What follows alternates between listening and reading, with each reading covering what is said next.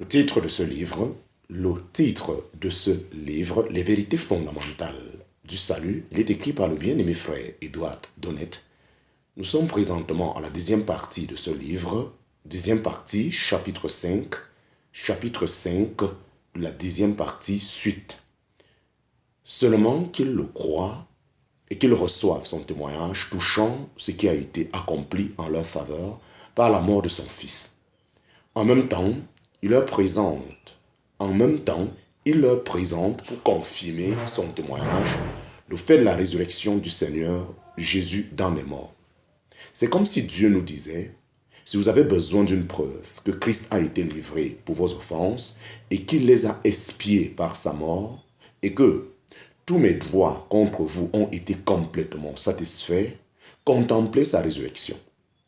Je l'ai ressuscité dans les morts et fait asseoir à ma droite dans la gloire pour constater devant tous qu'il a achevé l'œuvre de l'expiation et que je l'ai accepté. Chapitre 5, barre 3. Chapitre 5, sous 3. Quiconque croit en lui est justifié. Quiconque croit en lui est justifié. Quiconque croit en lui est justifié, c'est-à-dire que nous sommes par la foi estimés justes devant Dieu, justes en Christ. Car celui qui n'a pas connu le péché, Dieu l'a fait péché pour nous, afin que nous deventions justice de Dieu en lui. En parenthèse, 2 Corinthiens chapitre 5, verset 21. Ceci dépasse de beaucoup la purification de la culpabilité ou le pardon des péchés parce que nous avons dans la justification une justice positive qui nous rend propres pour la présence de Dieu. Le sang de Christ, comme nous l'avons vu, en est la cause méritoire. D'une valeur si infinie en notre faveur que glorifié ainsi dans l'expiation de nos péchés, Dieu peut avec justice, à cause de la justice de son Fils, nous recevoir, nous pardonner, nous justifier et nous amener dans la place où est Christ lui-même. Comme l'exprime ailleurs l'apôtre, or vous êtes en lui, dans le Christ Jésus, qui nous a été fait sagesse de la part de Dieu et justice et sainteté et rédemption. En parenthèse, 1 Corinthiens chapitre 1, verset 30.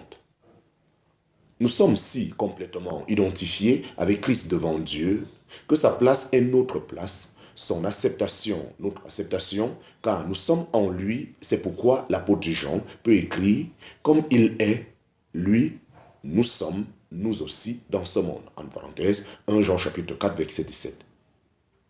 Ceci suffira pour montrer le caractère complet de notre justification et pour aider les âmes angoissées à comprendre que c'est Dieu lui-même qui justifie le croyant.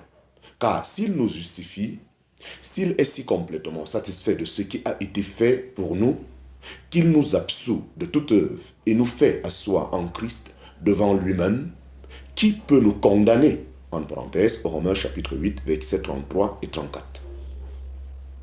Qui peut nous accuser ou qui peut diminuer d'un point ou d'un trait la perfection de notre acceptation? Dieu a parlé, il a déclaré que nous sommes justifiés par la foi et sa parole demeure éternellement. Chapitre 5, petit 4, chapitre 5, petit 4. La paix est le privilège de celui qui est justifié. Ayant donc été justifiés sur le principe de la foi, nous avons la paix avec Dieu par notre Seigneur Jésus-Christ. Ces paroles, nous avons la paix, ne signifient pas nécessairement que nous en jouissons, car certainement, un grand nombre de ceux qui sont justifiés devant Dieu ne connaissent que très peu cette paix. Le fait est que la paix nous est donnée, qu'elle est faite entre nos âmes et Dieu, que toute question entre lui et nous est si parfaitement réglée, qu'il n'a plus rien contre nous et, par conséquent, la paix est notre privilège. Mais si c'est une chose faite qui nous est acquise, qu'est-ce qui empêche tant d'âmes de jouir de la possession de cette paix? C'est uniquement l'incrédulité. Elle regarde au-dedans d'elle, elles regardent au-dedans d'elles, à leur propre état, au lieu de regarder au dehors à ce que Dieu a fait pour elles. Nous ne pourrions nous réjouir de cette paix que lorsque nous savons qu'elle nous appartient. Et nous ne pouvions savoir cela qu'en croyant la parole de Dieu. Mais Mais si nous croyons, nous sommes justifiés, nous avons la paix, quels que puissent être nos sentiments ou notre expérience, et de même aussi, nous conserverons la jouissance de la paix par une confiance simple dans la parole de Dieu. Il est de la première importance de savoir quelle est en nous. Si les âmes sont ballottées de côté et d'autre par les doutes et les craintes, c'est qu'elles hésitent à croire à la plénitude de la grâce de Dieu. Elles sont par ce fait faibles et sans appui et deviennent la parole facile et devient la proie facile du tentateur. Tandis que si elles se reposaient avec confiance sur la parole certaine de Dieu, qu'elles ont la paix, qui a été faite par l'œuvre de Christ et faite pour elles, elles pourraient chanter au milieu de l'orage et présenter un front assuré devant toute difficulté. Elles ne seraient pas troublées par les perfides suggestions de Satan, sachant que la paix repose sur la croix de Christ, qu'elle est à la fois certaine et ferme, inaltérable et immuable. Un fondement sur lequel elles peuvent bâtir et demeurer en sûreté pour toujours.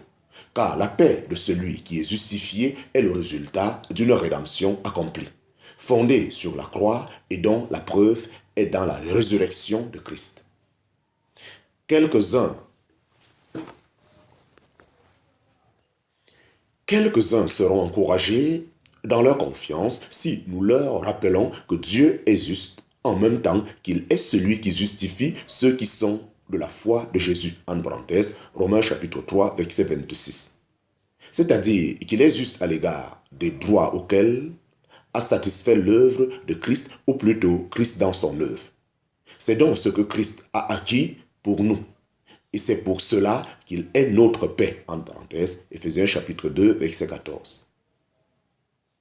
Il ne faut jamais oublier que cette paix n'existe pas en dehors de Christ, mais en lui et par son moyen.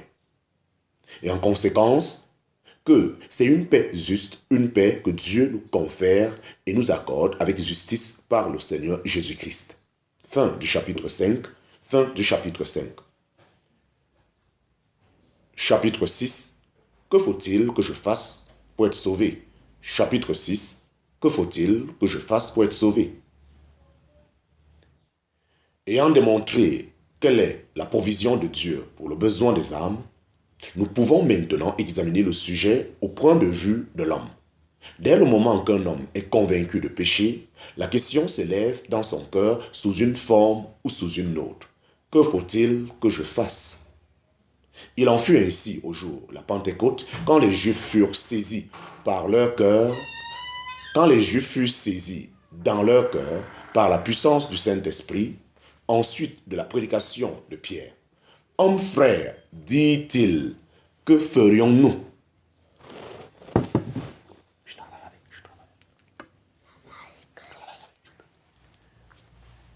Hommes frères, que ferons-nous?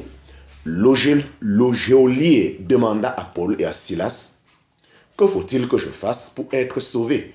En parenthèse, Actes chapitre 16, verset 30.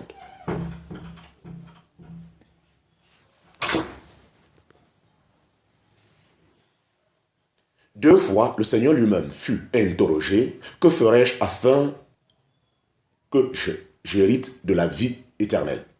En parenthèse, Marc chapitre 10, verset 17 et Luc chapitre 10, verset 25.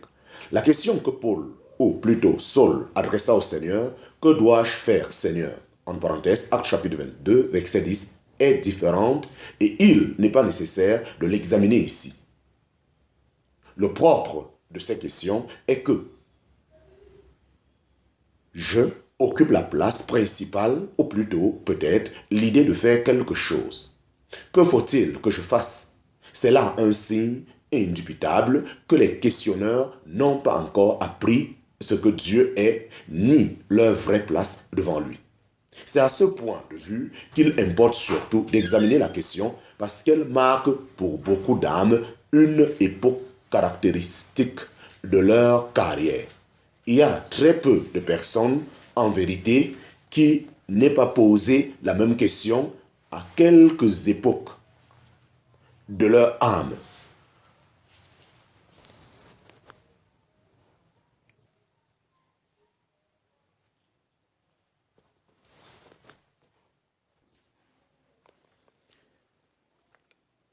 je occupe la place principale, ou plutôt, peut-être l'idée de faire quelque chose.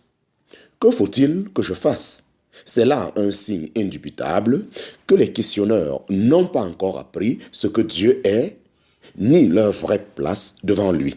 C'est à ce point de vue qu'il importe surtout d'examiner la question parce qu'elle marque pour beaucoup, parce, parce qu'elle marque pour beaucoup d'âmes une époque caractéristique de leur carrière.